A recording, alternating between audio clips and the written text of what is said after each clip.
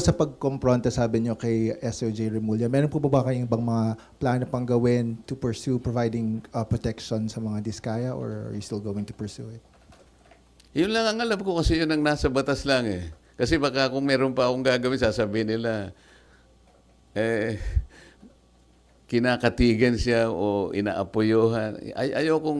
Ayokong isipin ninyo na meron akong kinakampihan dito. As chairman, kailangan maging neutral ka eh. Alam mo yung problema ko nung nag-hearing ako sa Blue Ribbon?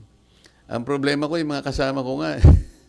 Kung paano ko mamamanage yung time. Lahat gustong magsalita. Walang focus eh, di ba? Halimbawa, ang tinutukoy ng isa dito, pagkatapos magsasalita yung isa, doon ang tanong niya. So, yun pala yung nakita ko. Yun pala yung pinakamahirap na challenge para sa akin eh. Hindi yung pagtatanong mismo o kung paano mo i-manage ang mga kasama mo. Kasi iba't iba yung pinanggagalingan nila. Kaya kung iisipin mo kung kailangan maging focus kayo dahil kukunti yung panahon, medyo hirap ka pagka yun ang issue.